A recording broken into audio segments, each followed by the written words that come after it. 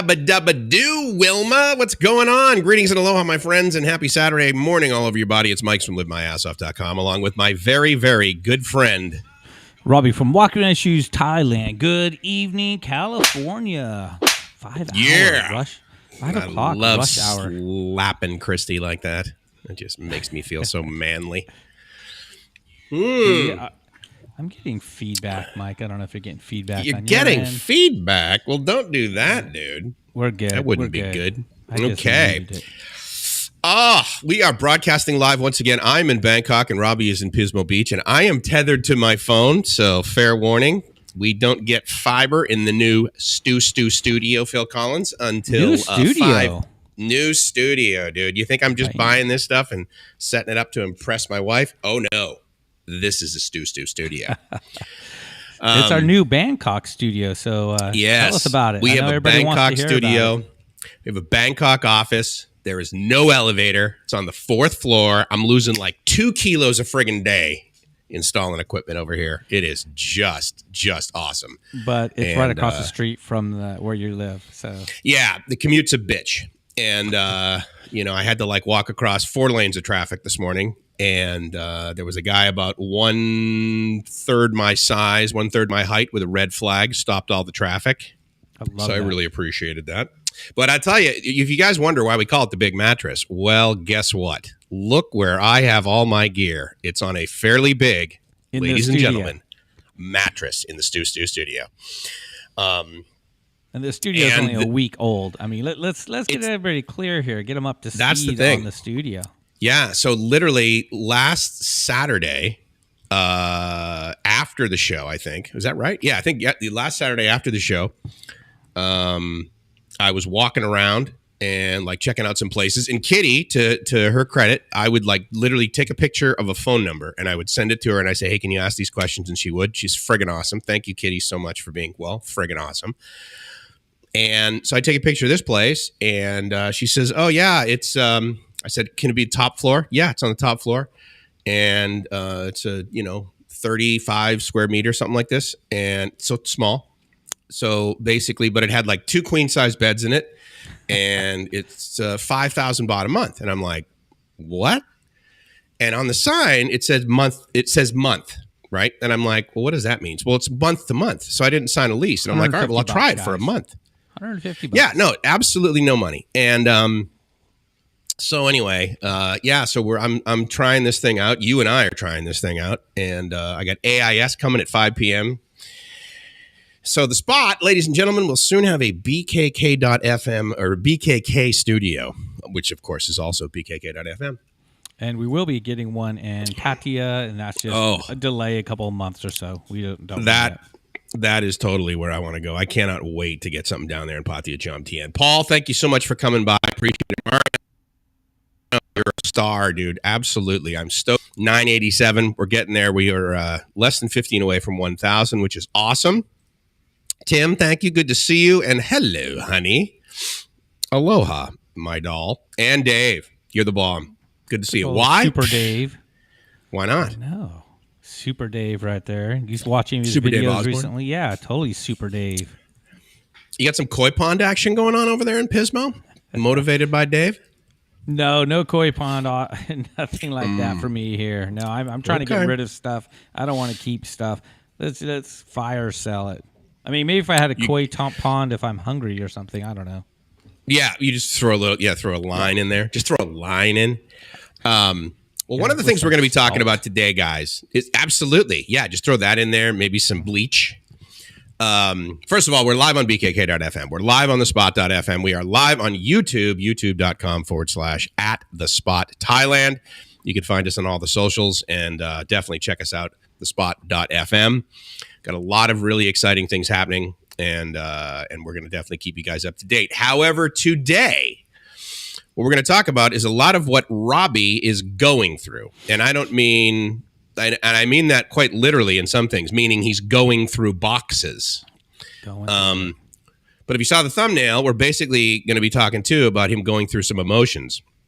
And in one of the boxes, he found a picture of him, which I believe was a picture taken at the airport after he left Thailand during his first trip. That's more accurate. That's a better picture of me right there, crying. And you know, and then you were like, okay, I need a kitty. I need a kitty at my foot, and I want to touch it. Yeah, problem but solved. She's not with me, so. No, you can't throw her in the overhead bin. As small as these Thai ladies are, as well as my Filipina, can't throw them in the overhead bin.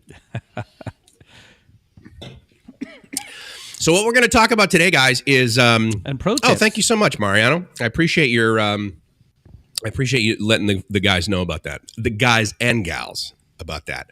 We're going to talk about your cop Kitty. Thank you. There's Kitty. Yep, she's great. And we're going to talk about so pro Gracie's tips coming by on too. Facebook. Sorry? We're also going to be talking about pro tips today, guys. So right about on the hour, we're going to spend a half hour of going over some do's, don'ts, and you guys definitely chime in, throw your questions in. That's the time to do it. Please. I mean, Please definitely, and then we'll talk about it. We'll have a full discussion about it, and maybe it'll be a minute, and maybe it'll be 30 minutes, the last 30 minutes. Who knows? And the question you might be asking yourself is, why in the hell is Robbie announcing that now? Because feedback from you guys is, okay, I really like the pro tips. It's one of the reasons I listened to the whole show, was another comment, which we absolutely appreciate and adore and we're honored by. But then we were sitting here and we're like, well, maybe we should do more pro tips. And so that's what we're going to start doing now. The show, obviously, 8 a.m. Bangkok time, 5 p.m. California time, every Saturday. Every Saturday, 8 a.m. Every Friday night, 5 p.m. California, 8 p.m. East. And so in about an hour, at about 9 a.m. Bangkok time, we're going to be talking about pro tips. That said, as Robbie and I were talking about earlier today, we basically talk about pro tips the whole time. Yeah. Sometimes we just refer to them as amateur tips. But again, to Robbie's beautiful picture of him leaving the airport, start out.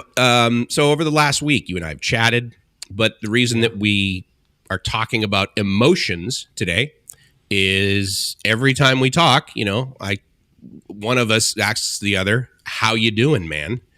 And we're not just saying it because we're passing each other on the sidewalk. We've never met. It's like, how are you doing? So, how you doing?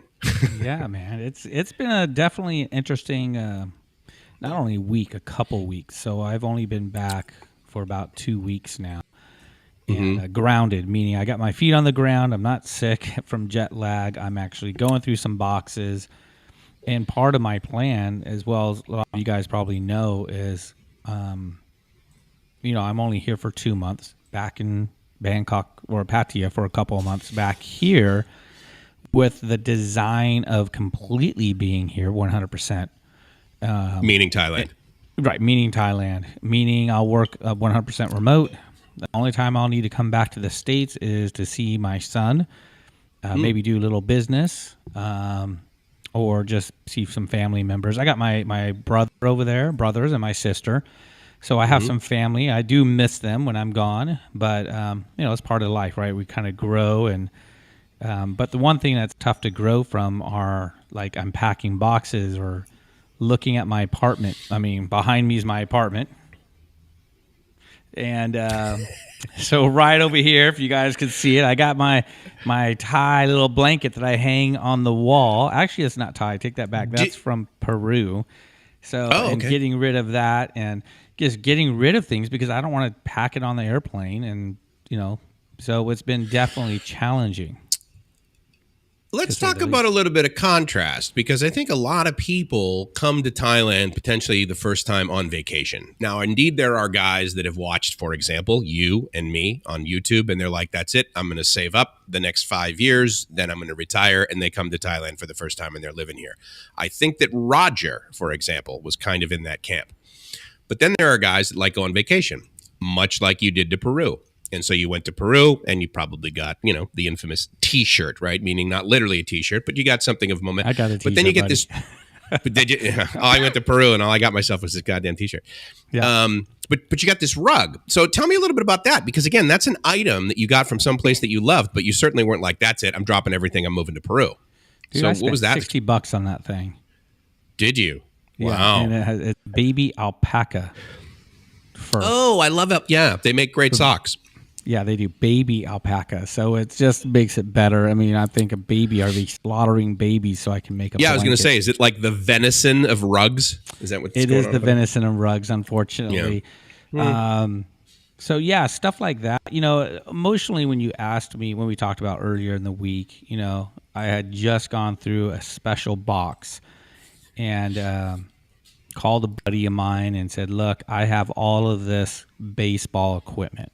I got a half dozen bats, probably got a dozen baseball gloves, catcher's gears, uniforms from a team I managed, and I know I can sell it and probably get $800 or something like that with everything, maybe more.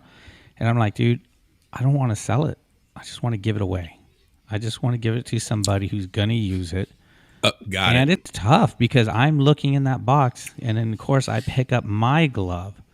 So, I mean, I played baseball as of last year. I mean, we're talking hardball. This isn't softball. This is something I grew up playing as a little kid all the way up until I turned 50, 51 years old. I'm playing baseball.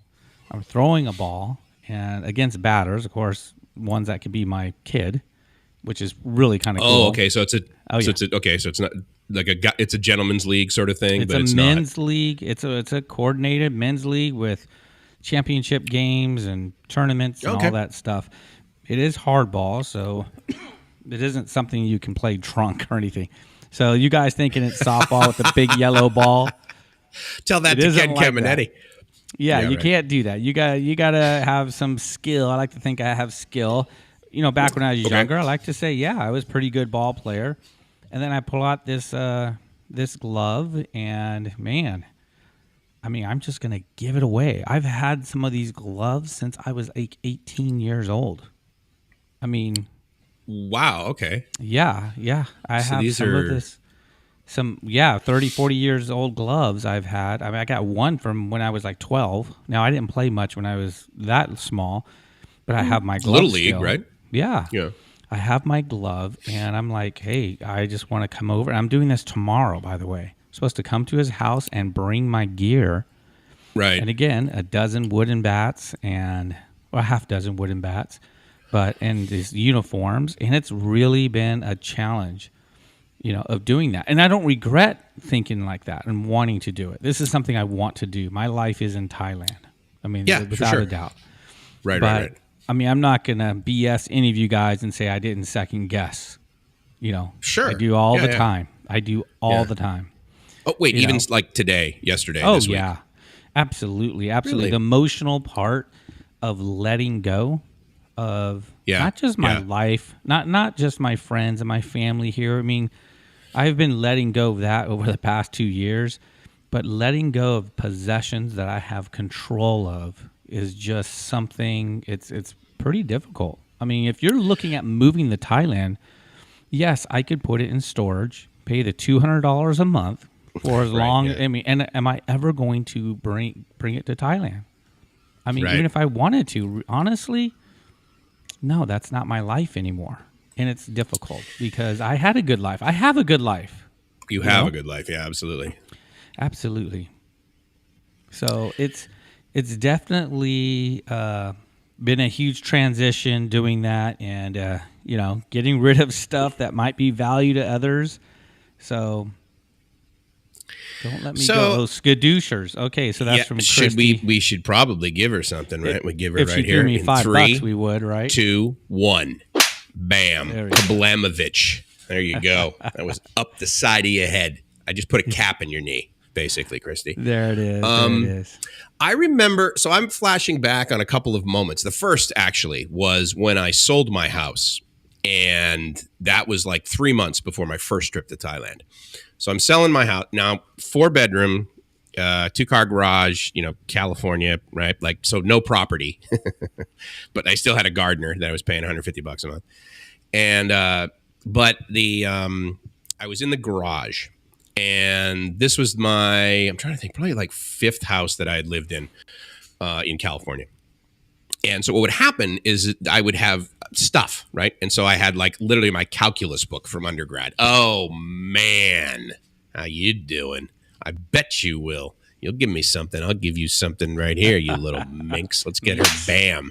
How you doing? It is. $3, $4, $5. Boom. I love it. I love the new sound effects. Absolutely. Oh, well, my check God. this out. We got Ryan. What the hell are you doing up? He probably hasn't even gone to sleep yet. Oh, or maybe he's been spending the entire night eating out pattaya. I think he's been eating out pattaya. Dude, I miss you, man. I miss going eating out pattaya with you. You know what we need is we need to give him a chest bump right now. In 3, 2. Or maybe Christy could. All right, never mind. That was an HR moment. I'm in my garage, and I got these boxes that I've literally not opened, but I've been moving them from garage to garage, from house 1 garage to house 2 garage to St. Louis garage to back to San Diego. And they're full of pictures, right? But of course, they're pictures. And so, I mean, oh my God, I can't get rid of them, you know? And I think you probably have this. This is pretty common, maybe not in the United States, but certainly in California. You have trash bins that a truck comes and has a clamp and basically disposes. You throw that out in the street, right? And so I had multiple ones. I had one that was blue for recycling. I had a gray one that was for trash. And then I think I had another one that was for something else. Just like in Thailand. Come on, they have those in Thailand everywhere. Yeah. But you know what's annoying, though, is that the colors of recycling and trash are not universal. Like, that pisses me off. Blue over here is trash. Yellow is sometimes recycling. I mean, don't even get me started. Get off my lawn. So I'm throwing like picture after picture after picture. But the neat thing is that I had some time. So I took a day off work or a week off work or whatever I was doing. And so I literally went through all of these pictures. One of them, actually, that I posted on Facebook years ago was, I think I was like a week sober. And I weighed probably about 140. And I had hair that was better looking than Bon Jovi, John. But I had to take the attention units to revisit these various moments. So like my high school graduation with my buddies, right? It's like, okay, yeah, that's kind of cool. But the weird thing was, and I knew logically that I had to dispose of these things. Like, I mean, what am I going to do? Take a backpack and go to Thailand and then bring like 9 photos? No, that, I mean, in a beautiful wooden box. No, that only happens in the movies, right? You don't do that. I don't do that. A shoebox, buddy. A shoebox from the It's got it. Yeah, you got to do that. Right. And for me, you know, obviously big shoes, big gloves. So therefore, these boxes are massive, Christy. So I think that is necessary. And, you know, there's a guy out there who I respect a great deal. His name's JC, retiredcheap.asia. He knows a ton about Thailand. He's been here forever. And he put together some packages that are definitely helpful to a lot of people. But one of them that I've always disagreed with was, this is, you know, pay me this amount of money and I will give you guys a plan for 30 days. Start on day 30 and we count down to day 1 when you get on the plane. That's what he did. And I'll give you yeah. Well, no, it's not. What's interesting is it's not what he did, but it's what he wishes he had when he did it, right? And he goes through all the things you need to do in 30 days to get over here. And I would submit that is ridiculous, and it's also potentially harming to your soul. Give yourself as much time as you need. One of the things, like we're talking about, is give yourself a day, give yourself 2 days, give yourself 3 days. Yeah, that's one of our tips, man. And yeah, I mean, so quite frankly, this whole thing is going to be about emotions and pro tips, right? But one of the things too is it's like, oh yeah, I'm going to go have dinner with one of my buddies, right? And I know you mentioned you did this the other week. What I realized is that you can't just be like, okay, cool. So Tuesday I'm going to have dinner with my buddy Mike. Thursday I'm going to meet with Ryan and we're going to go out and we're going to chat. We're going to play pool, whatever. We're going to eat out pattaya. Come on. We're going to eat out the entire friggin' city if necessary on Soy 6. Thanks very much. Skadoosh. Hold on. In 3, 2. Come on. Attaboy. You got to allocate an extra time because what's going to happen is I've discovered is you sit down with these guys and they're like, okay, yeah, you've been traveling to Thailand and we've been following you on Facebook and you're ridiculous and you're goofy and you're a kid in a candy store. I don't get that anymore, but I did. Yeah. Not anymore. No. But they're like, so, but then it kind of settles in and everyone has a different time frame where it's going to settle in with them. And you're like, okay, well, you can't just meet with someone one time. Yeah, some people you can. But you're like, okay, well, let's meet like 3 or 4 days before my flight. Let's do this. And so that's like with the humans. But I think what you're talking about, it's important to acknowledge the fact that, like, look, dude, baseball, like a baseball, a bat, that's gloves, that would have zero meaning to me. That would mean nothing to me. That would be like basically someone who's never been outdoors being like, what the fuck am I going to do with a lawnmower? Like, why would I have a Toro product in my hope chest? Well, everybody has their own. Everybody has their own thing, right? Their precisely. Connection. And I would argue that the amount of time that you think you're going to need to go through this, I would triple it, so that you don't leave. And again, you're leaving and you're also coming back. Yes. But you're going to need to be having, some time to do this. And, you and I talk about this obviously offline. But one of the things, I think the words that maybe you mentioned, or maybe it was someone else I was talking with, was depression. And I'm not talking about clinical depression that is like, you need special, but it's just like, for the sake of argument, we'll just call it a non-medical term. I was bummed out, right? Yeah. So describe for me a couple of things that you've been going through, and I'll just tee it up with the farmhouse as the example, and you can expand on that. How that potentially was like, okay, I'm going to check this off my list, but now I'm bummed out. Walk us through like something that you were like, dude, I had this on my list. I was going to handle it, and now I'm bummed out. Well, I mean, I procrastinate like a lot of you guys do out there. We procrastinate when we're doing things, whether it's giving it away or heck, doing hard work. A lot of people procrastinate.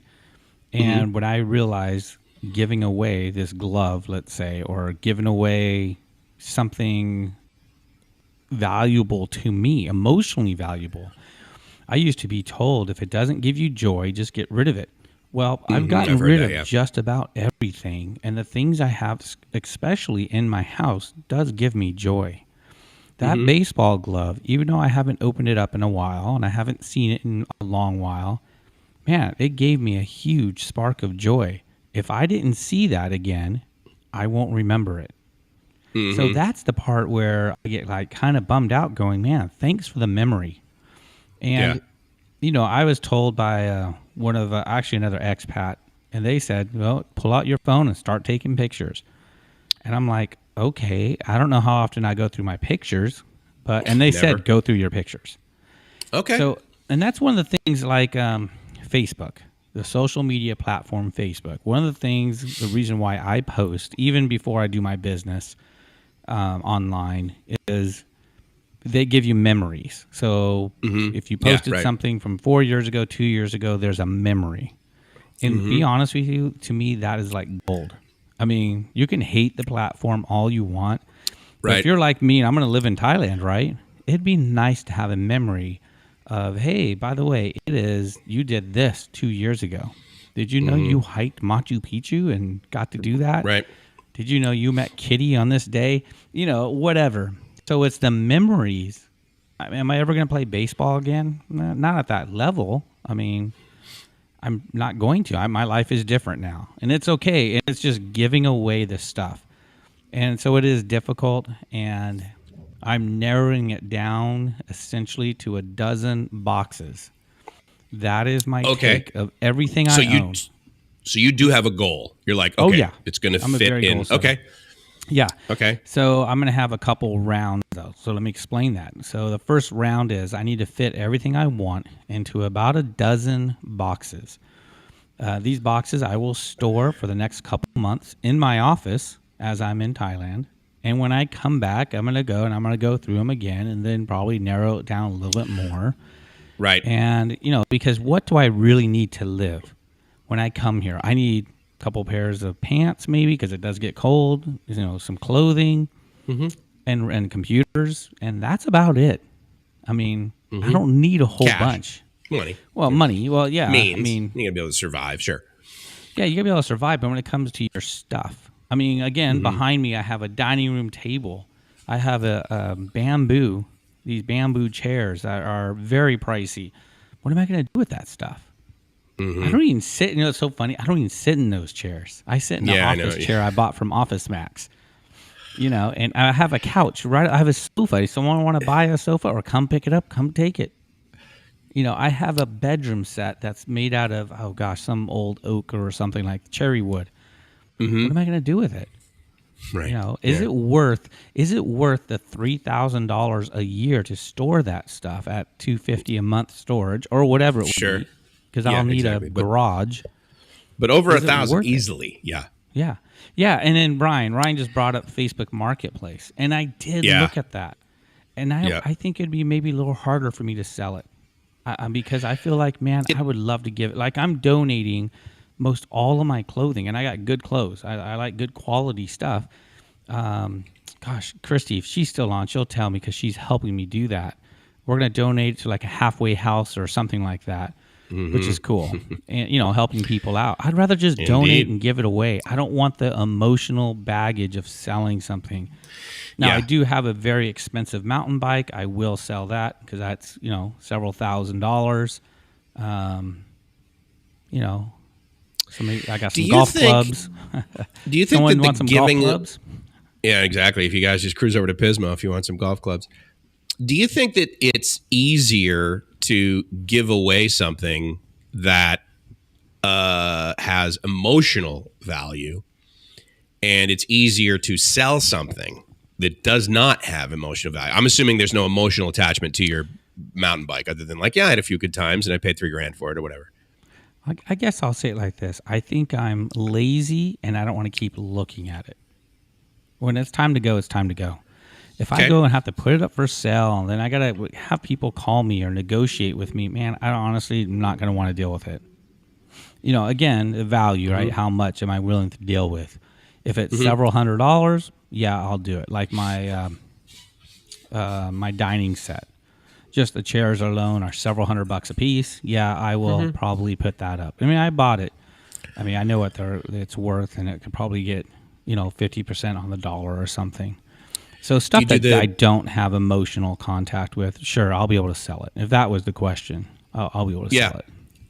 Do you do the mathematical calculation? I did this, where you're like, okay, I paid X for this, but I've owned it for this many years. So it's like, okay, yeah, I mean, I paid $10,000. Okay, but I've had this washing machine dryer set for 20 years. It's like the Price is Right in my house, man. Come on. My neighbor might be doing a yard sale, so I said, hey, I want in, but I don't want to do any work. So if you do a yard sale, it's all on you, and I'll just collect the benefits. So they're like, yes, the more stuff we have, the better. So I'm trying to think. So to the whole, I hate yard sales. I like going to them, but I don't like doing them.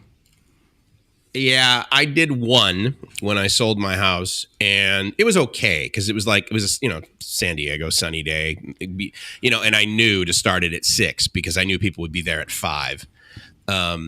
And then at 2 p.m., this is the great thing about living in San Diego, is that by about 2, definitely before 4 p.m., the Mexicans come by with their giant pickup trucks and their vans, and they just look at everything and they're like, por todo 100, right? And so they're like, look, for everything, I'll give you $100. And it's like, awesome, sweet, get done, The other thing that I did was, what do they call it? Curb alert or something on Craigslist. And I literally, I had to go do something. I literally took all this stereo equipment that I had no use for, put it on my front step, took a picture of it, uploaded it to Craigslist, and said, please take this. If you're going to take it, take everything. I left and did whatever errand I needed to do. I came home, and there literally wasn't even a speaker wire on my front. It was great. So that's the cool part of giving it away. Regarding the clothes, I just flashed on this. Me and my buddy Jeff, he came over, and so when I was getting ready to sell my house, I took all of the stuff and I put it in one of those pods, POD, portable on-demand storage, right? Basically, it's a shipping container, and they throw the thing in your driveway. And I stuffed it with bedding, like you were talking about, expensive, oak, teak, all this nonsense not nonsense. I enjoyed it while I had it. And then I had a yard sale. But I remember, so I had a Acura TL. So it's not a giant 4-door car, but it was big. I had the whole trunk. I had the back seat from the floor on the seat all the way to the ceiling, and the front seat filled with clothes. And here was the crazy thing. So at one point in my life, I had 3 houses in Mexico and 1 in California. And I was buying 2 and 3 of the exact same thing because I wanted to have that everywhere, and I didn't want to have to transport clothes, totally. Right? So I had 3 tan sweaters, and I had just extrapolate that to 10% of your clothes. I felt like I was doing that coming back and forth to Thailand this past year because I bought a lot of new clothes just for Thailand. So you bought them new in the United States and brought them here. Yeah. Oh, I bought a couple of things in Thailand. I mean, it's interesting. I got a buddy of mine just text me about the golf clubs, and nice. Yeah, which is kind of fun. So thanks for watching, Kevin, or listening, however you're getting the information. Consuming us. I'm not giving up on everything. It's not like, oh my gosh, I'm giving up my golf clubs. I'm never going to touch it. There are just certain things I won't do. In Pattaya, tons of great golf. I will be golfing a heck of a lot more. I'm just not going to be able to ship them over. At least I don't know yet. If I can ship them over and get a good price on shipping them over, I actually will do that. But I have found that shipping to Thailand is super pricey. It's ridiculous. Very pricey. I've looked. So yeah, that is one good thing about the Philippines. They have this bollock buy-in thing, and so basically you get a big box, and no matter what it weighs, for $100, it gets to somewhere in the Philippines. Yeah. I wanted to say hello to Bernadette. Thank you so much for coming by with you and Brent. And Brent, thank you so much, by the way, for ordering one of our new let's shirts. Do a shout out. Let's do it. We absolutely should. And I believe that I have I'll tell you what, let me go to the website, and I'm just going to bring up the link.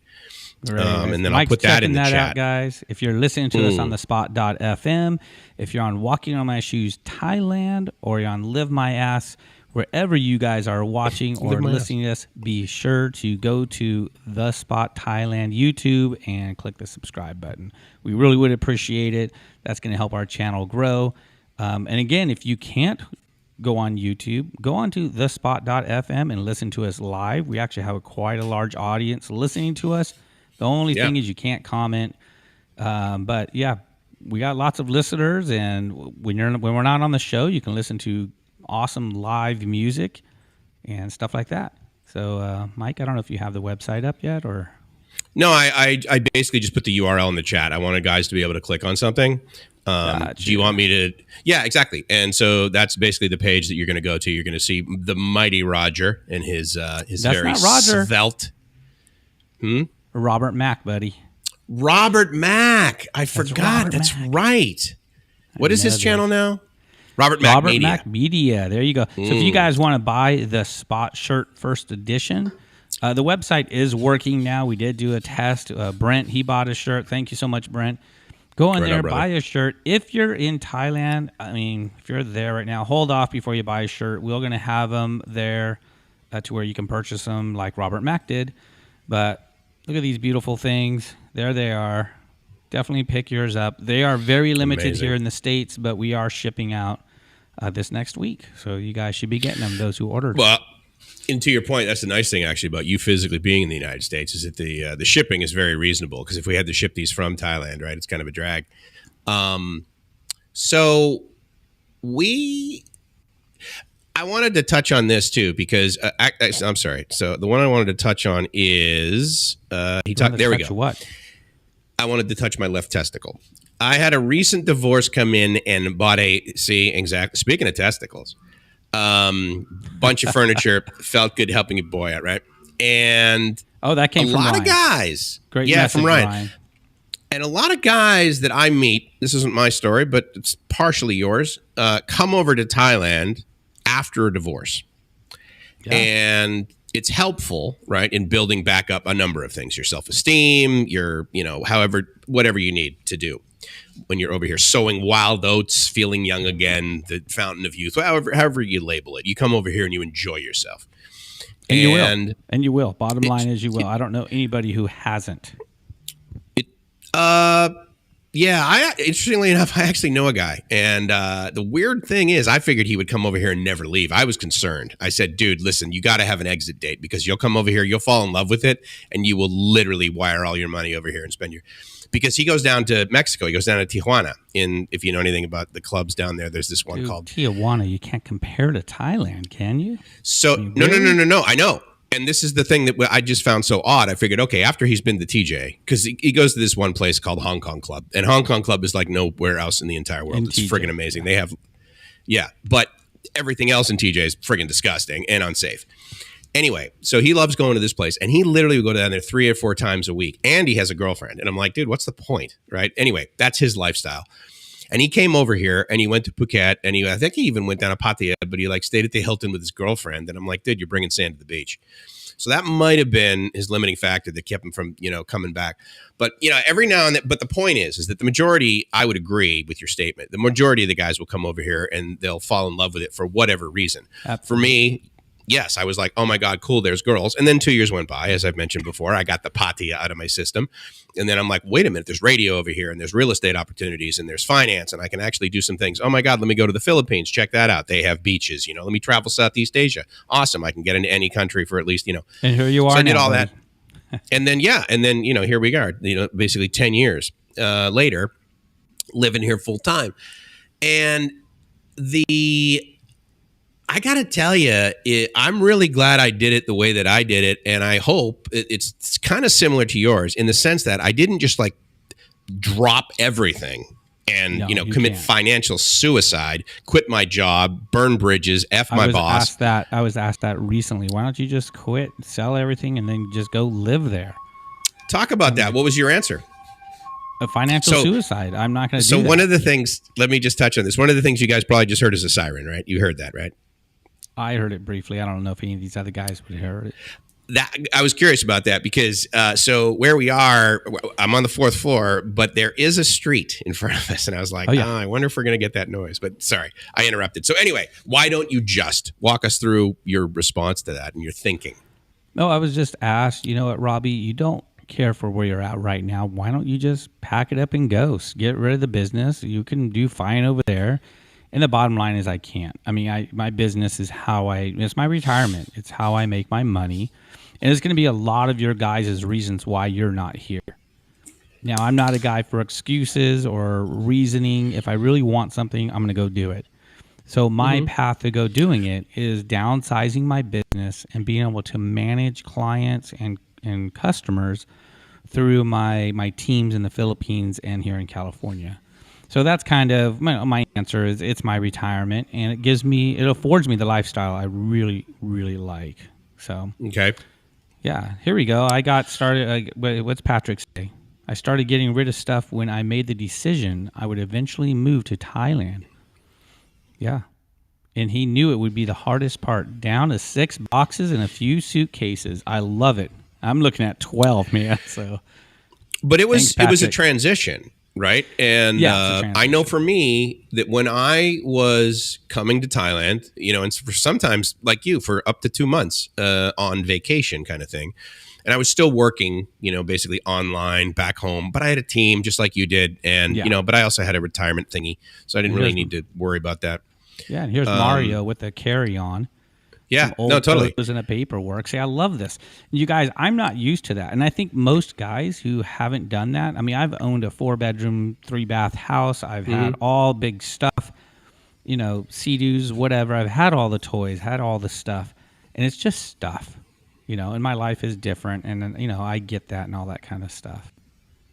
So here we go. I think one of the best things I ever heard, thank you for the T-shirt, by the way, purchase.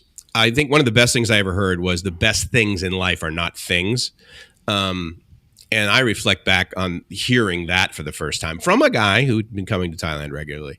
And it's so true. But, the way we grow up in the United States is, well, for one, it's like success, right? And then, of course, you get a little older and you realize that success isn't just the number of zeros in your bank account. It's emotional success. It's spiritual success. For everybody, it's a little bit different. For me, as I was saying to you earlier, I have this guy in my life right now. He's amazing. And he just got 100. He's on his 140th day sober. That's wildly successful. That's huge success as far as I'm concerned. Dude, I love you like a fat kid loves cake, Tim. Thank you so much for coming by. Tim Weichel. I got to work with this guy, and he loves brilliant man, as you should. What shirt's he talking about? The one you're wearing? Yeah, the one I'm wearing. Yeah. I used to wear kind of funky shirts when I was working at USD. He and I worked at USD, University of San Diego. We should make one for the spot.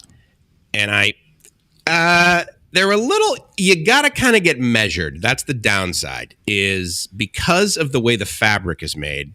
They need to measure you and that sort of thing. So it can take a little bit of the joy out of it because it's 50,000 baht? 15, yeah. No, and let's up the price a little bit. I mean, come on, these guys will pay it. I don't know. I mean, I can tell you right now that if I called up Earth is his name, and if you go to earth.fashion, you'll get to his Facebook page. But the point is that it takes a while to make it. But if you guys want one of these shirts, you just let me know. I'll absolutely get you one. We just need to get your measurements somehow. Here's a message. What's Patrick saying there? Yeah.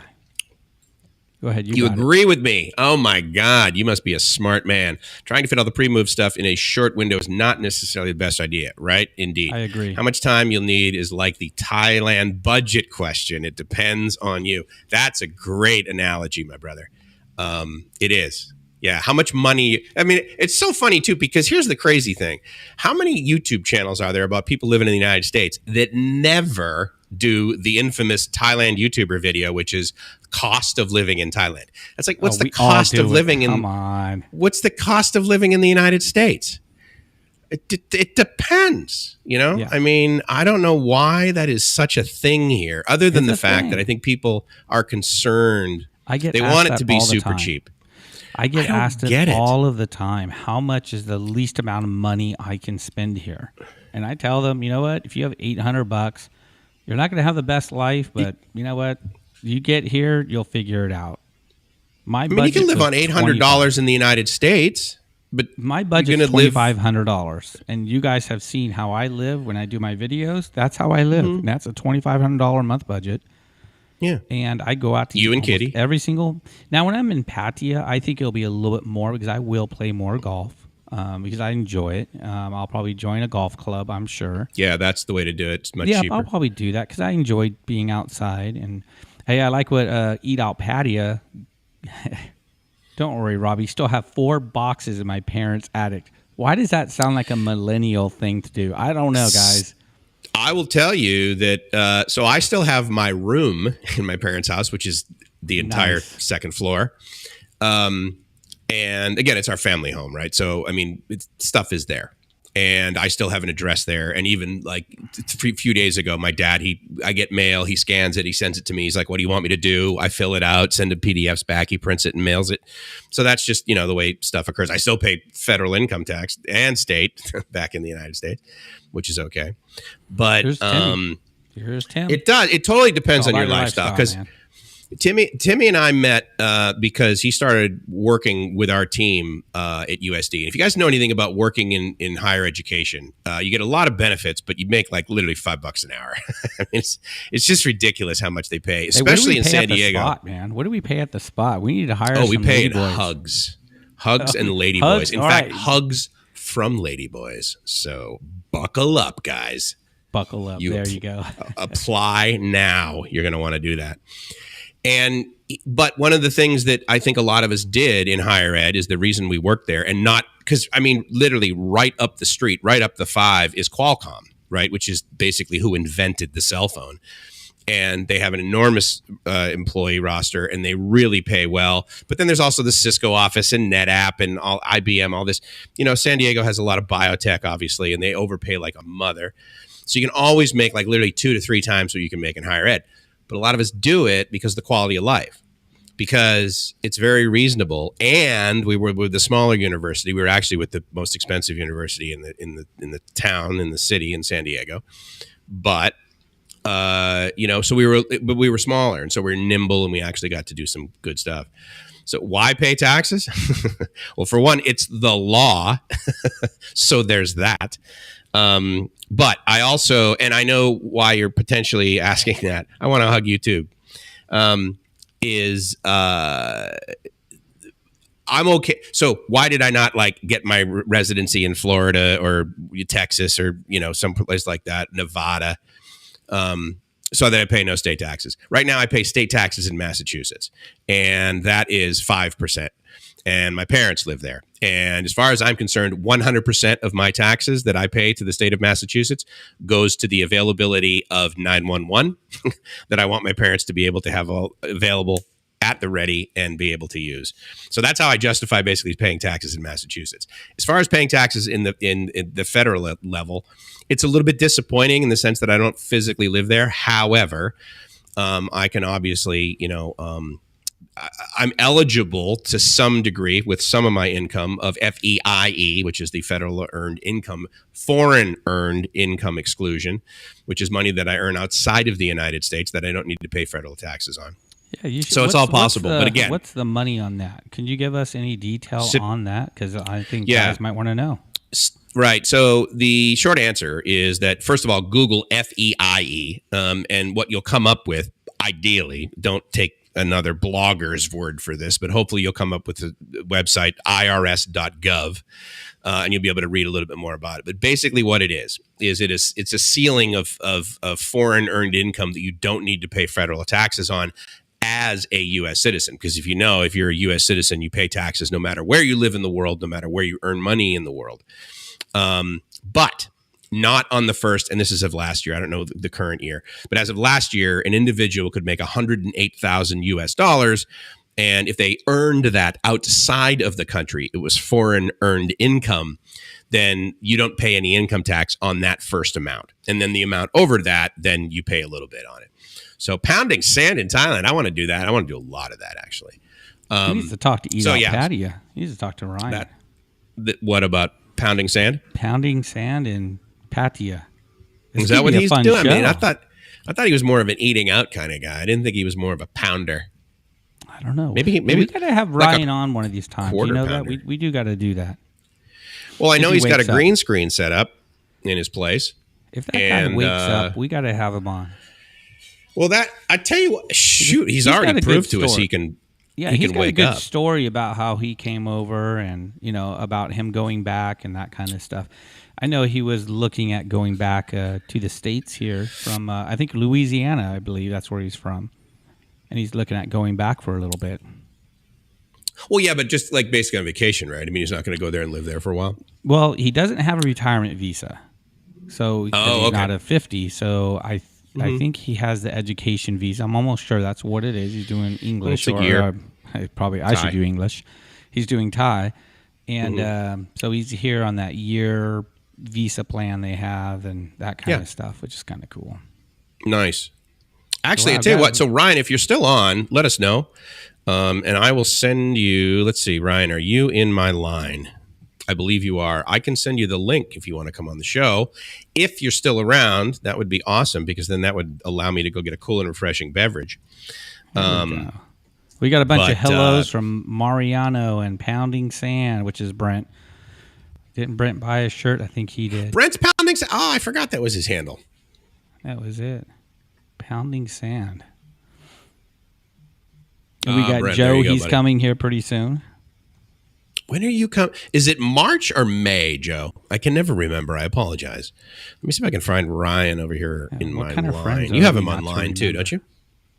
Yeah, I do have a Ryan online. But I don't think he's on. I think he's off. He's offline right now. Yeah, that's all right. He's probably eating out someone, which is, no judgment on that. You can do whatever you want. But so if any of you guys have any questions or anything, just feel free to shoot them in. We're going to be entering our what do you call it? Our tips here in about 10 minutes. And we got a bunch for you. I got a bunch for you. I don't know if Mike's looking anything up, but he's one of those guys who just shoot from the April cup. 6th. Awesome. Well, I can talk forever. It's your turn, actually. I tell you what, actually, I'm going to hand it over to you and allow you to give a early pro tip here, because I got to go grab something out of the fridge. So I'll be right back. All right. Whoops. Oh, for the love of God. So, guys, here I have a couple pro tips for you guys, and definitely chime in if you guys have anything to say about it. But before we hit our pro tips, just give you guys a quick reminder that we are on the spot.fm. If you guys are watching us, listening to us, or however you are finding us, go to the spot.fm. Even when it's not showtime, listen to the hot music. It's got a lot of things coming up, guys. A lot of awesome things, such as a broadcast tower, such as 20,000 listeners, such as lots of different things coming up. If you're finding us on Walking My Shoes Thailand or Live My Ass with Mike's, definitely tune in to our YouTube, the Spot Thailand, and be sure to hit that subscribe button. Totally appreciate it. So you guys, I'm asked all the time, what should I bring or what shouldn't I bring?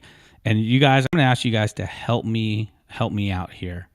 One thing I've learned kind of the hard way is I was out trying to rent a jet ski. You guys don't hurt me. Don't laugh at me. It was my first time coming out here in 2019. I thought, man, I should rent a jet ski out there.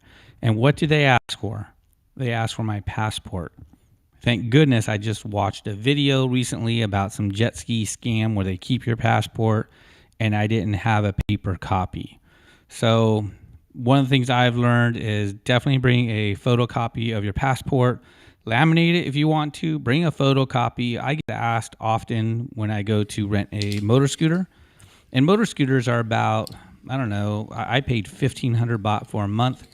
And speaking of motor scooters, let's go over to that real quick too, is you guys can jam over to Pattaya Motorbikes, the place of the 100 baht bikes. You can get a Pattaya Motorbike Rentals, guys. Check them out on Facebook.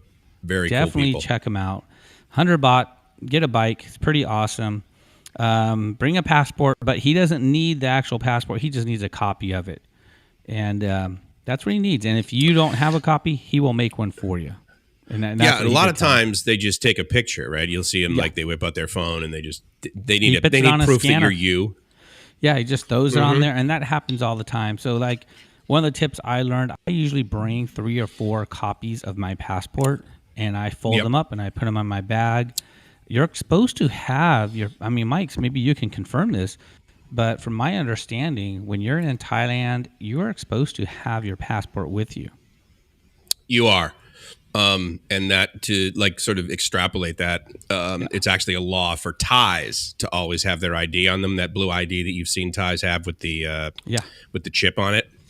So I mean, technically, yes, you're supposed to have federal identification on you at all times. If for no other reason, then they also need to be able to say, what kind of visa are you on, dude? How are you allowed to legally stay here? Yeah, and they had that checkpoint here on Walking Street not long ago. You know, it's so funny. I read about that checkpoint. So basically, they were asking everybody for their passports and telling, that was recently.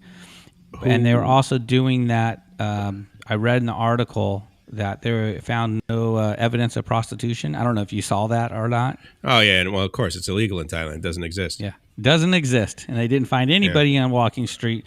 And I don't know how many passport violations they found or anything like that. But what was their premise for? Were they checking for expired passports or expired visas? I think they're just looking for people allowed to be there. So that's what the article was saying. Yeah, visa. Okay. But I said passport, so it'd be visa because I don't think they say it like passports or anything like that. One of the things that if you're over here and you're actually on a work visa, right, and you're working, occasionally you'll see an article like Robbie's talking about immigration, going into a co-working space, right? And then they ask a whole bunch of people for their work, are they allowed to be working? Are you working? What is work? Is having a YouTube channel that's based in the United States, But the interesting thing is that as of, I want to say 2 or 3 years ago, depending upon the kind of work permit you have, you'll get what's called a digital work permit, and that's how they prefer to actually see it. But as an example, I signed up for AIS Fiber here in our office, you have to sign. Normally, you have to sign at least a year contract for these, home installs, right? So this is FTTH fiber to the home. Did you have to show your passport? Yeah, I had. Well, so here's what's interesting is. I've been to this AIS thing, and you're going to totally relate to this. After you go into a place like 2 or 3 times, they're like, "Oh, hi." Great memory for some reason. Anyway, so I was into this place, and they said, "Oh, yeah, your passport," and I said, "Yeah," and I just showed them like a JPEG of it on my phone, and they were totally okay with that. And then I had to like email it to them. Yesterday, she called me and she asked me for my work permit. And she said, okay, yeah, that's no problem. You can easily sign. But what was interesting is the way that I signed my contract with AIS was I emailed them a picture of my passport. They printed it out, and then I signed the bottom of it. And that apparently was me signing a contract that said, I now am committed to 1 year of fiber. But, here's the Mike, thing. Before you go on, you got to at least tell everybody how much you're paying for a year. I mean, come on. For how much fiber. Does it cost? How much does it cost for this fiber? Let's hear it. So here's what's crazy. So right now, and I think you probably have the same deal. at our condo, which is across the street, we can get basically high-speed DSL. And the backhaul is fiber, of course. But over there, I pay 267 baht a month, and I get 50 megs down and 20 megs up. $7, guys.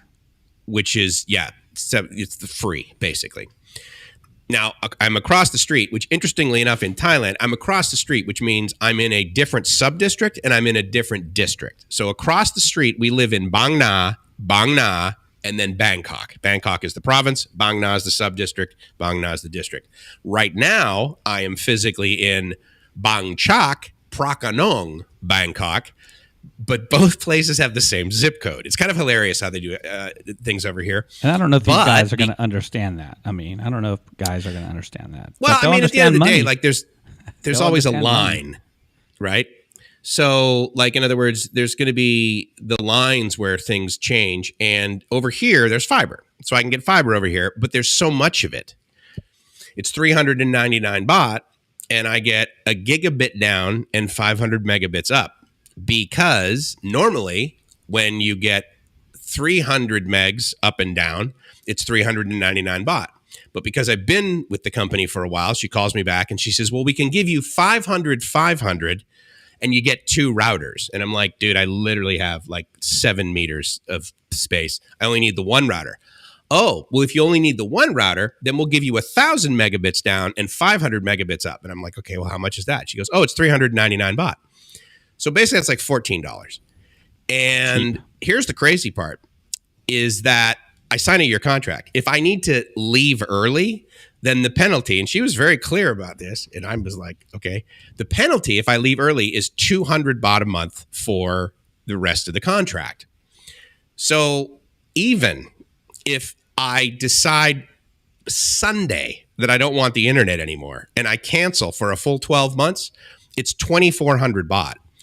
So I can pay my penalty for the entire year for $80, which is, I would argue, probably the same or more what most of you guys in the U.S. are paying for your internet. So so I got fiber coming today at 5 p.m. And connection's pretty good right now, man. Connection's good. Here's what's interesting. I know I'm tethered to my phone. It's working. Here's what's funny is that when the guy comes to install it, I need to give him 800 baht cash. So that's basically, like, let's say for the sake of argument, $20. But what's crazy is that over the next 8 months, I get a 100 baht discount. So they basically give me all of this money back over the next 8 months, which means I pay for the install. So that means I'm going to be paying 299 baht a month out of pocket for gigabit down, half a gigabit up fiber. I mean, forget about it. It's just amazing. Sweet. Just Love amazing. it. Check this out, man. Oh, yeah. 3BB's pretty good. What did he say about that?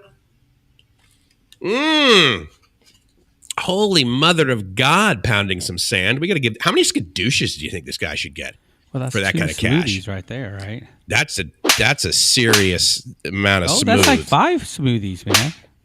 Dude, $10? What are you kidding so Brent, me? When you come on over, man, we're going for smoothies. Do you play golf? Because if you play golf, I saw that Joe wants to play golf with me, and I'm like all about that. Hope you guys are ready for a great golf time, because I've played in Pattaya, and they have caddies, and they're not ugly. And that's pretty awesome. What's the requirement?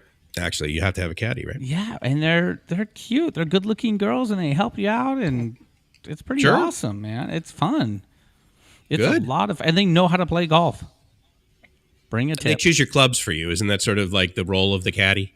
You know what? I didn't want that at first when I played. I was playing Pattaya Country Club, and I'm like, no, I know how to play golf. And she goes, no, you take this club. And sure enough, she was right she watched me shoot the first hole. And then after that, she told me what to play. And I would ask her. I was like, okay, you're like my best friend now. So, and started raining. It was awesome. It was a great experience. You by any chance? You're my best friend. No, I think a lot of that's a myth. No. I think a lot of that's a myth. I don't know. Maybe I haven't played golf enough over there, but what Mike's referring to, and there's a lot of expats, the ninth hole blues or blue balled, that is a thing over there. That's real, apparently. I haven't had that experience, and nor that I really need to have that, or... Meaning what? Like you get with a girl on the 9th hole? Is that what you're talking about? Yeah, that's a thing over there. I saw it on another guy's channel. He talks about it. I'm trying to remember, Zoom Thailand or something like that. And he does a golf thing, and it's pretty fun to watch. You can check it out. But anyways, if you guys want to play golf with me, let me know. I'll be there, and I will be playing a lot more when I get back. So never got into that. I don't know. I just always, I mean, it seems like it always, for me at least, felt so awkward to hold the club the way you do. And I'm sure that's because I don't have any skill at it. And if you do, then it's like, oh, Mike, no, you I just go put for the fun, finger. buddy. I go for fun. I'm not that great. I'm not a scratch player or anything. I shoot pretty much bogey, what they call bogey golf. So which is par? No. So par would be 72. So add 18 to that, and that's, in the 90s. That's pretty much. That's a bogey? Yeah, 18 over. So is that what? So bogey is basically 1 over par in each hole. Yeah. Okay. And don't get me wrong, I'll lose a ball here and there. And what's cool is I think at Pattaya Country Club I shot a 98, which isn't great, but I lost 6 golf balls, and they keep track of every drop, every golf ball. So it was legit. So it was for me, I was pretty stoked about that score. I know it sounds horrible to some of you golfers out there, but whatever. I have a good time.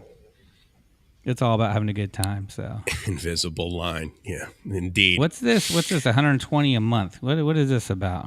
120 a month. Did I miss something on that? I don't know. Mama Bear, tell us Mama what you're Bear talking says about. invisible line, but I'm not really sure what she's talking about.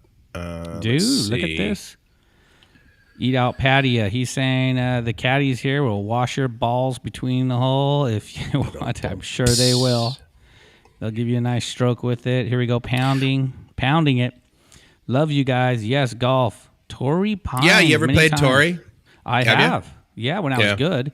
So I used to work at several golf courses, and I could play everywhere for free, and that was cool. So yeah, I played everywhere. Played PGA West, all those courses. And dude, Joe, quadruple you are just, what is going on with this guy? There you go, attaboy. Dude, Joe, thank you very much. Joe. Going to our studio, guys, just so you all know, we're putting monies towards our studio to keep it going. We are going to be in Pattaya, and that's a big deal right there. Mike's, I didn't tell them much about the possible tower, but it is hopefully going to happen. That is the goal. Hopefully. I mean, the goal is to get as many sort of, ways to get to you as possible. And again, today, obviously, we're on bkk.fm, we're on the spot.fm, we're on, we're on Eating Out Pattaya. No, we're on the Spot Thailand on YouTube. You can go with Eat Out Pattaya to one of his favorite eat out places and then go play some putt-putt. Ryan, I'm in, dude. We'll take I love doing that. I would just, I'm really good right at there. I think they have one right down there by the go-kart, on South Pattaya. There's this go-kart like right near track. the pier. Okay. Yeah, isn't there? I think there's a putt-putt little place over there. It'd be kind of fun. Is it in the same facility? I don't know if it's the same facility. I know I went and did the go-kart. I did all the go-kart places around there, and I got some good video, and that's a lot of fun for sure. It's a lot of fun. Nice, dude. Okay, that's cool. I mean, again, see, that's the thing too. Is I think a lot of guys are. I mean, it's pretty much impossible to say, "Oh yeah, I'm going to Pattaya this weekend, honey, for the spiritual growth." Which, interestingly enough, I'm actually doing in a couple weeks. But the thing about Pattaya is there's so much more than walking street and Soi 6 and and all that. I mean, and quite frankly, the minute you get past Sukhumvit, the minute you get on the dark side, it's like, oh my God, this is like a real place. The minute you get up to Wongamat, it's like, oh my God, this isn't Pattaya at all. It's like a normal city. But it's pretty touristy up there in Wongamat area. It's touristy, but there's very few. Pratamnak. I mean, again, that's sort of retirees. There's more condos, that sort of thing. But there's still like massage parlors and bars and those. I mean, again, not with the density of sort of walking street or Soi 8, but. Kitty was telling me that over there at the Riviera, the condo I used to have, that it is so full with the Russians right now. It's just so busy that even her friend who has lived there for several years doesn't want to be there. And Gigi. She says it's loud. Gigi, yeah. She says it's loud and obnoxious, and she doesn't even want to be there. What is the Oh, because people they Airbnb their places, right? I mean, how funny was it, right? Like you and I walk in there, there's a big sign, no dogs. This chick walks out of the elevator with her dog, and I'm like, Yep. Are you? That's I mean, Gigi. how do you mean Gigi's dog? Because she has a jog too. Seriously, Yeah. like I don't. Well, you know what? Quite frankly, then, if she's breaking the rules, then suck it up, because it's like I don't understand how they people let can you be have that. they let you have a dog. They let you have a dog under 7 pounds. So it's a small dog. Does it make noise? Is it a yappy? No. Who owns a dog under 7 pounds? It looks like a yappy dog. Dogs under 7 pounds are called cats. Like, I don't understand the whole. Yeah, I like my dog weighed more than Gracie, and he didn't have paws. He had hooves. He was That's called a horse, buddy. I like dogs I can saddle. Yeah, you know, I'd love to own a goat. Would have been awesome. Do you know what? You know what I want to own over there in Thailand is a freaking alpaca. Monkey. I want to own a monkey. Dude. I don't know. Who here wants to own a monkey? If you guys in the chat, put up there if you would love to own a monkey. Keep this in mind. The monkey's going to be trained. Who would want to have a trained monkey? One of the coolest monkey experiences I ever had was the guy that had a pickup truck with this super long rope. And the monkey would climb up the palm tree, and he would literally like twist off the palms and let him fall. And then the guy would pick him up. And then it would come over, and it would come back to the truck, and it would sit on the top, and it would just sit there. And it would just like wait, and then he would, go up into the tree again. And I'm thinking, I wonder if that monkey's happy. Like, I mean, that's a pretty sweet gig. Yeah. Joe wants a monkey. I mean, so you know who also does? Rike. If you guys know Rike from is he on? Rike? No, he's probably busy. It's only you, me, and Joe right now. Yeah, only you, me, and Joe. That's it. These other guys don't want to own a monkey. I would love to own one. I think it would be excellent, actually. Have it with like one of my employees. I could name my monkey. I wonder if you can teach them to write. Dude, check this out. This is Joe for you. Spank the monkey. Yeah. People wonder why he gets along so well with his grandson. It's like because emotionally they're the same age. Spank the monkey. What the heck is that all about? Amazing.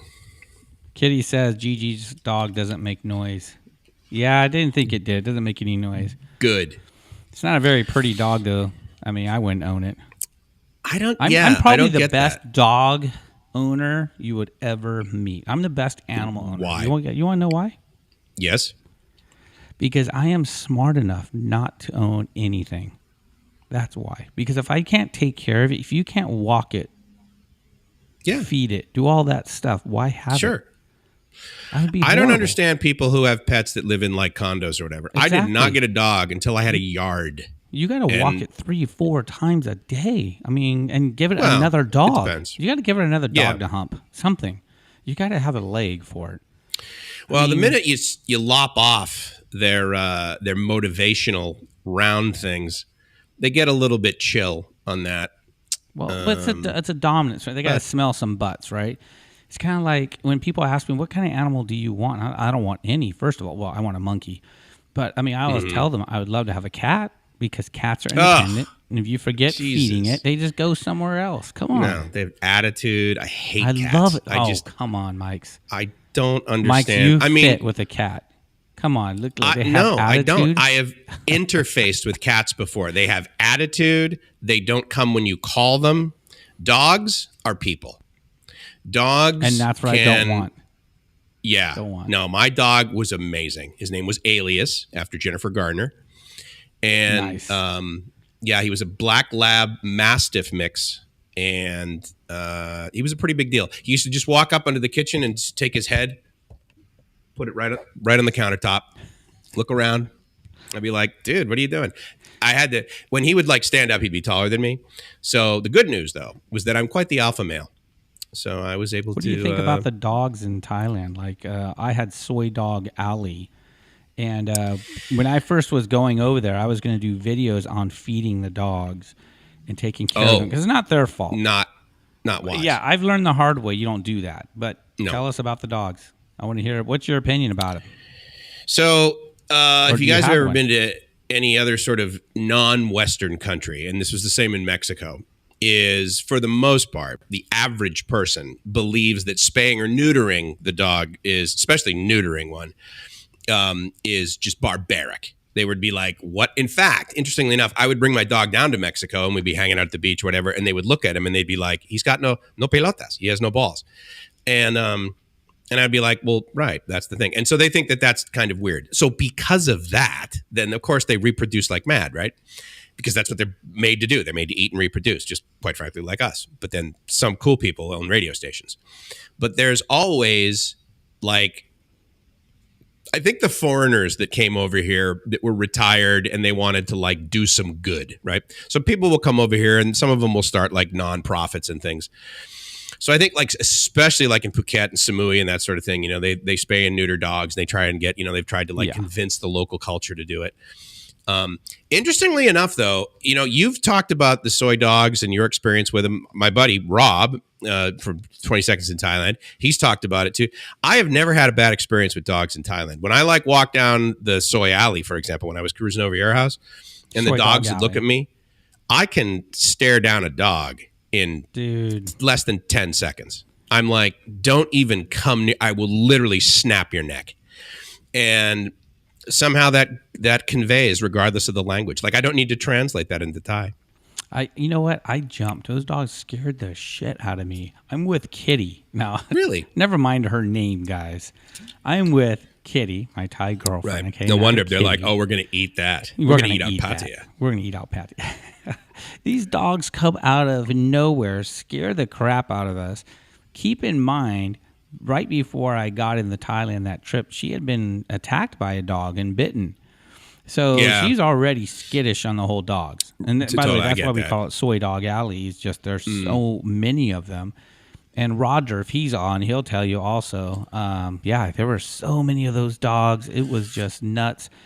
And again, I was going to do a video on it. You know what? Let's feed the dogs. Let's just get bags of food. I know a lot of people would want it, And then I'm like, you know what? I think this is the problem.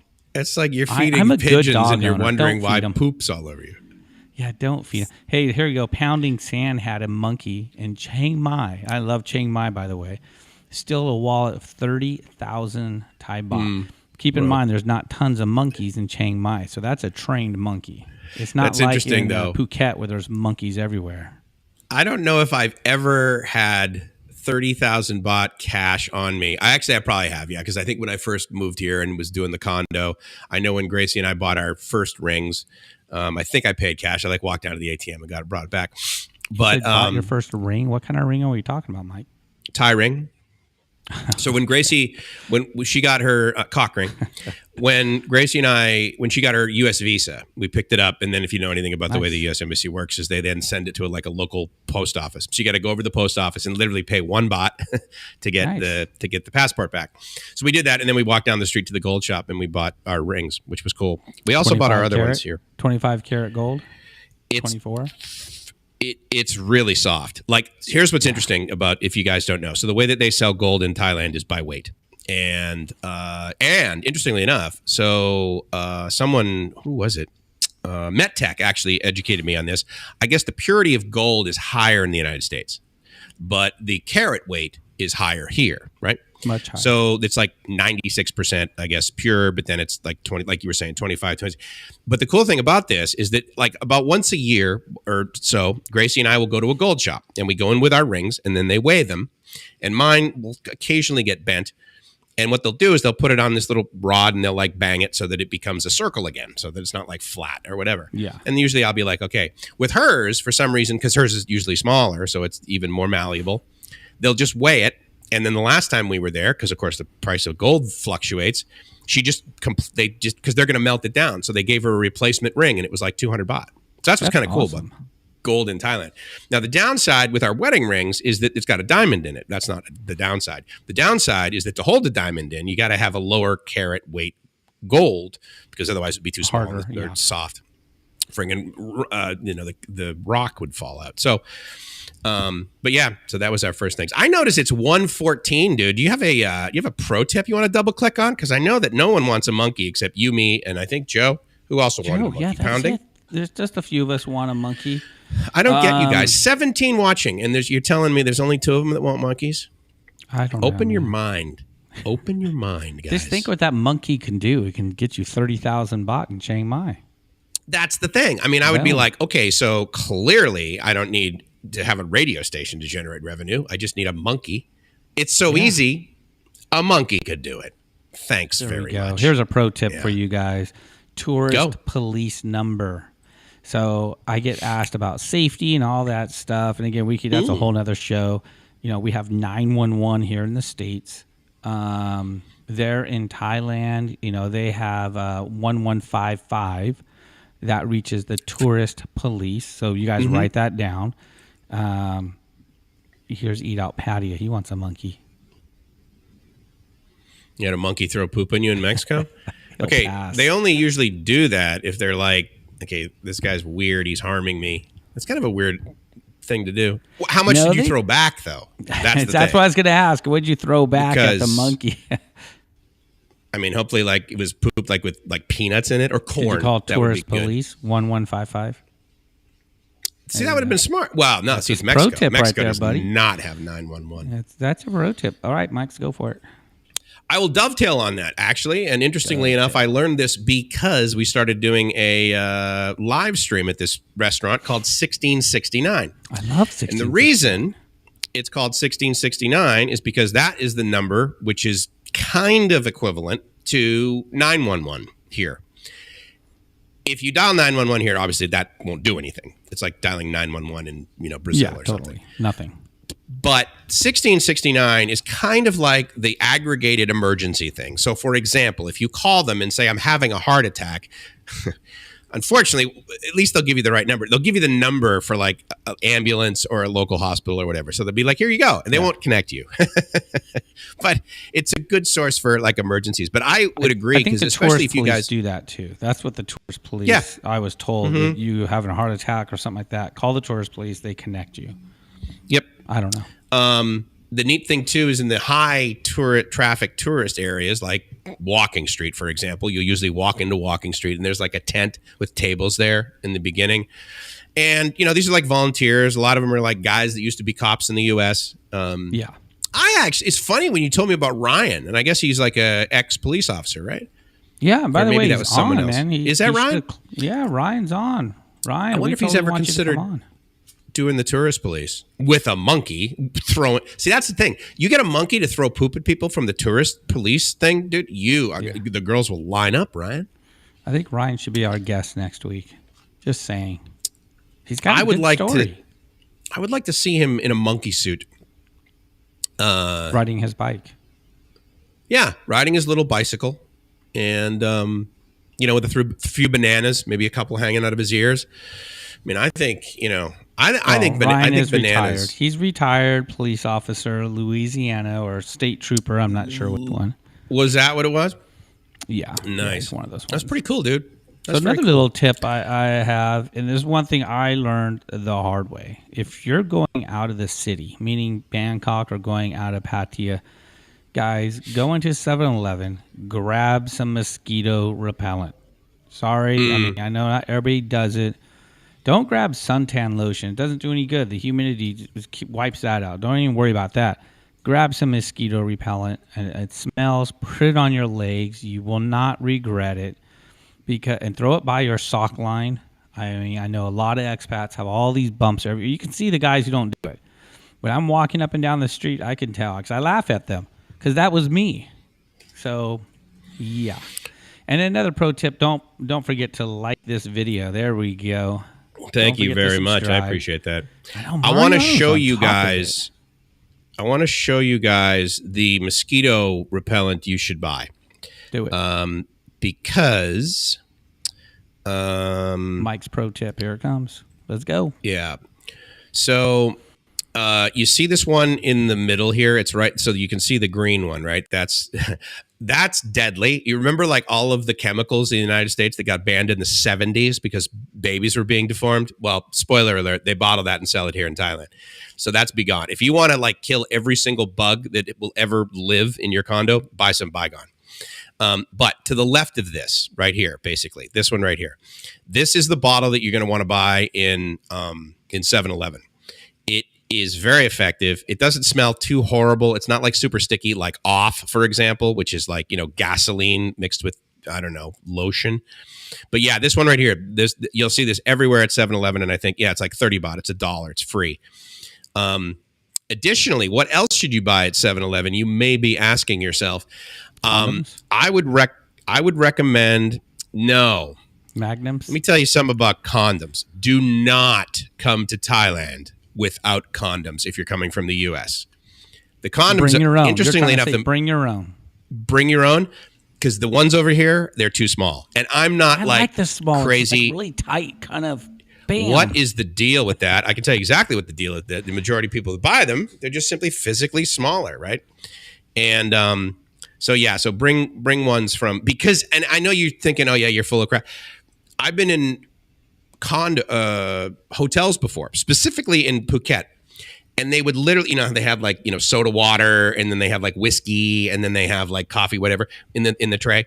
They had condoms. Pro tip: don't buy your condoms here at 7-Eleven. That's a great pro tip. Because you're going to be like, oh, I'll just buy condoms. They're the same everywhere. No, they're much smaller here. Interestingly enough, the majority of the condoms that are sold in the United States are actually manufactured in Thailand. But they had a tray, and one of them was like American. I mean, it literally was labeled American condoms, Thai condoms. And it's like, I mean, it's a significant difference. It's crazy weird. Not something you'd think about, And you guys, that's a pro tip, not only for a holiday, but for you guys who want to live here. So there you go. I love this. Joe says Ryan pulled him over once. I wonder where Ryan was taking you. Yeah, absolutely. That's typical. When he was eating out pat. Okay, so here's another pro tip for you. When you're at 7-Eleven, what you want to buy. Love 7-Eleven. Oh, dude, they're every 100 meters. You see this thing right here, guys? This one right here that I'm highlighting? Car R Bond. Buy that. You're going to want to buy that at 7-Eleven because if you have any, it helps you with traveler's diarrhea. So it is I've never carbon. Had that. What is traveler's diarrhea? I've never even heard I mean, at the end of the day, it's just simply basically diarrhea you get when you're traveling. And traditionally, you'll get it because an amoeba is, you've eaten something that isn't filtered the same way it is in the United States. Love to eat that. And it's amoebas. You eat that like regularly, like cornflakes. The thing about that is that, and I was in the hospital for 3 days in the Philippines because I ate some, gross. I know what it was. We rented an island, and unfortunately, electricity was out, and so the pool pump wasn't running, and so the pool didn't get filtered properly. I swam in the pool, swallowed some of the water, and had the mighty amoeba. Brent's going to do his full move. Here we go. He does 20 hours a day down the east. Really? Oh my goodness. Interesting. Yeah, nice. So that's 20 hours a day. Yeah, looking for translation. Huh. He's not sleeping. We'll give crazy. you know what, before we go, we'll give a word for you to learn. Let's see. Joe is dreaming. I love it when Joe dreams. Magnum, totally, buddy. Joe. That's right. Yeah, and you can get them in bulk at Costco. Important We'll help safety with pro tips soon. There we go. Yeah, we'll use help, whatever. We just want you guys to get something out of this. Here we go. Here's from Ryan. They do have different sizes here. Had a girl, never mind. Story for off camera. No, it's a story for camera. Just the one? Just the one, Ryan? Just Is that how one. you came up with your YouTube channel name? You're like, hey, you know what, sweetheart? Now that I'm thinking about it, you remind me. What else can we find in 7-Eleven? I mean, this is a good pro tip. You go to 7-Eleven. I mean, because honestly, the food prices are the same as the darn grocery store. It is. Yeah, no, it's amazing. Milk there, same price. What's your favorite thing you order there? What's your favorite food? I mean, what is it? Coke Zero. Bacalhau? I mean, Coke Zero. I like the same thing as you. I like the pineapple pastries that they make. Oh, man. The grilled cheese grillers, the little sandwiches. So I've never had those before. Oh, Do you what? They're great. I get the ham and cheese sandwiches and the croissant. Yes, that's what I mean. The grillers. Those I love. And they cook them for you in the store. No, yeah, but I don't. I eat them. I eat them raw. I eat my ham and cheese raw. So you don't cook it? No. They say, do you want me to put it in there? I said, absolutely not. No, dude, it tastes much better. Ham and cheese sandwich, cold on a croissant with some milk. Dude, I'm living the dream. Absolutely. I could There live it is off from that. Mike's himself. There's his pro tip. Eat it raw. Yeah. Eat I it think raw, dude. Ryan might have something to say Shove about that in your mouth. I need a paper bag for my face. Yep, you might need one, buddy. Are you a double bagger, Joe? I haven't seen. Just in case. I've seen a just picture. Just in case hers falls off. Maybe.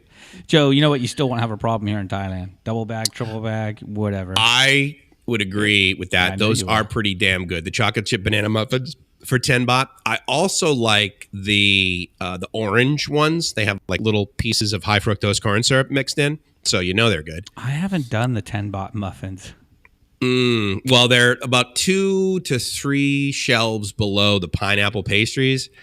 So a lot of times, you get distracted. So Brent must be coming over here very soon permanently like me because he's excited. I love excitement, by the way, because I'm there all the time. No sleep. I mean, that's me. Like, you just don't sleep. The week before I go, there's no sleeping. I mean, Is your jet lag over now? Oh, yeah. Yeah, I had jet lag bad this time, I think because of so much turbulence. And, yeah. So this next trip, and I don't get it there so much. Coming back, I've gotten it. And maybe it's depression. I don't know. Whatever. We can say whatever it is. I would never get, seems like I never got jet lag coming to Thailand. I don't know why. It was probably just excitement or whatever. But yeah, and you get real excited. Sure. I love that Brent there is getting excited about coming, starting a new beginning, because it is a new beginning. Do you have any tips for him right now? New beginning tips. Let's do it. Make sure you can always get in touch with Aunt B. Call her at least once a week. You got to be able to touch base with that baby. That would be excellent. Go to the beach. I agree with that. I'm a beach guy. Oh, here's a crazy one for you. So I used to love the beach. I still love the beach. And I had a friend who didn't like the beach. Here was his justification for it.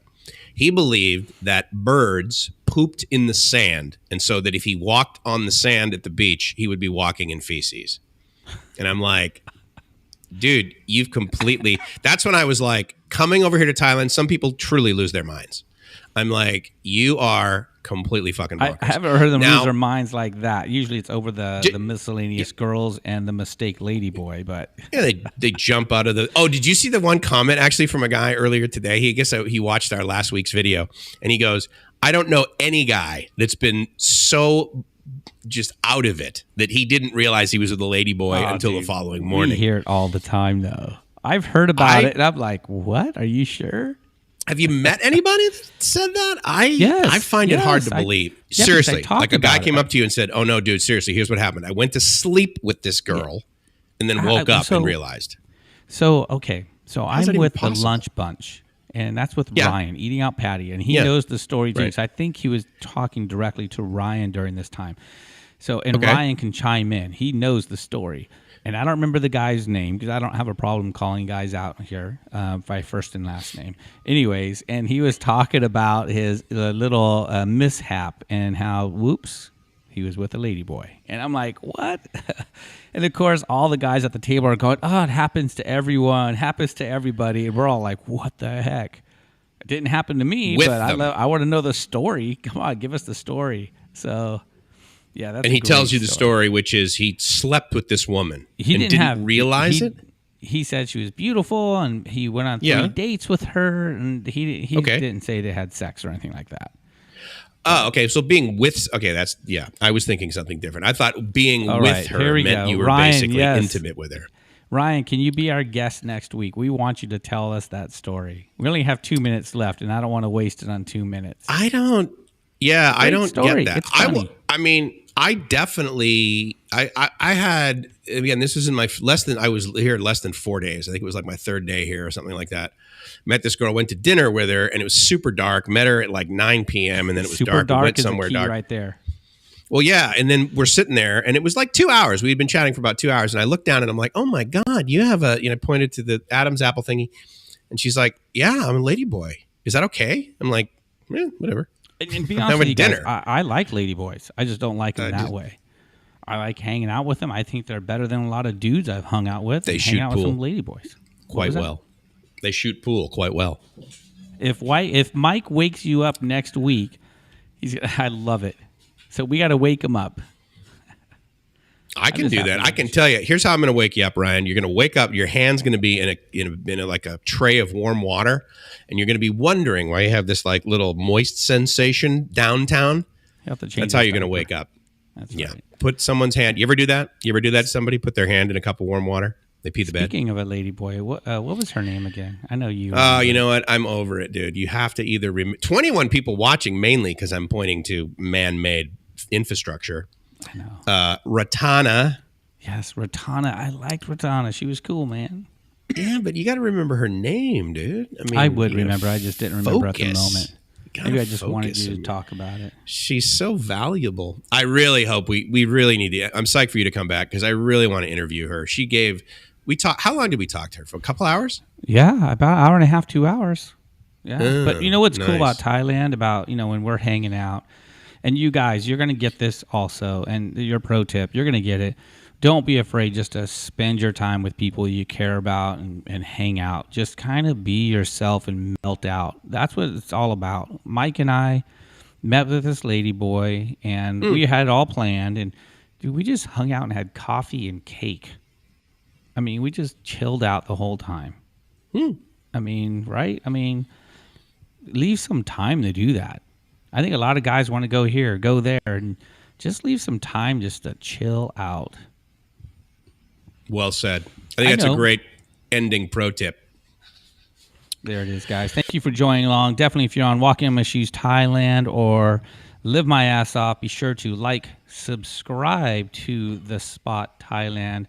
And if you cannot get on YouTube, or if you're on YouTube as a guest right now, or maybe you're in your car, go to the spot.fm while you're driving, while you're walking. Go on your mobile phone.